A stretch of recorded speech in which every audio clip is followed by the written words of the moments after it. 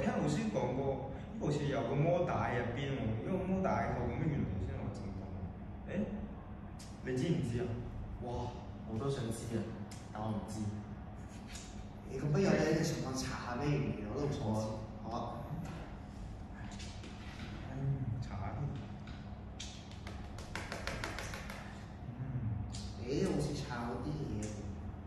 原來剃鬚機嘅摩打可以將電能轉化為機械嘅動力，跟住佢就係呢個核心部件。原來係唔同類型嘅摩打嘅運作原理都有細緻嘅區分嘅。唔理係邊種摩打，核心都係由電池等嘅銅磁極相互作用。呢個導電，然後入邊有個導電圈咧，喺個磁場入邊嗰度會產生電磁力嘅。咁然之後透過控制電流嘅方向咧，令磁極咧反覆出現咗一個吸引同埋排斥嘅循環，令到入邊嘅帶動嘅轉子嘅持續轉動，佢將啲動力咧傳遞俾刀頭。哦，呢個常見嘅摩打主要嘅4個類。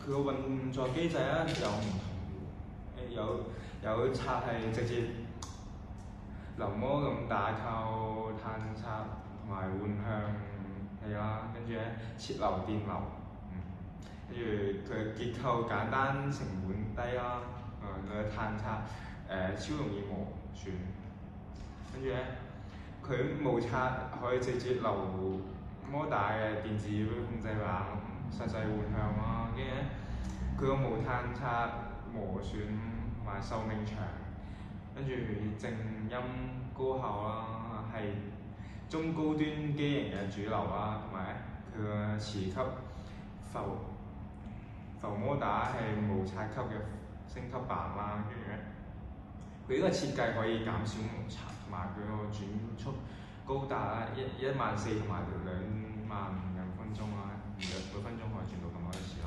跟住咧，佢係一個非常好用嘅嘢。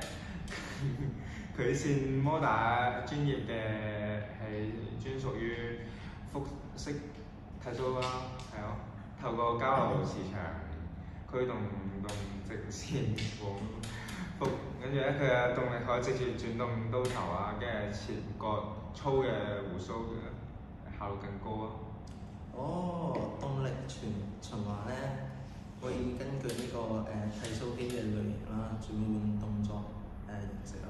咁旋轉式嘅剃鬚機咧係摩打輸出旋轉動力啦，咁經呢個減速嘅齒輪啦，可以減速嘅，同埋咧帶動呢個圓形內嘅刀頭旋轉啦。咁配合刀網嘅剪切鬍鬚嘅話咧，咁啊好啲。咁同埋呢個往復式嘅剃鬚機啦，如果用旋轉型嘅摩打咧，佢咧要靠呢個偏心輪將旋轉動力變為直線往復嘅動力啦。咁如果用線性嘅摩打，咁咧就唔需要呢個額外嘅傳動嘅結構啦。咁動力咧損耗都會更低。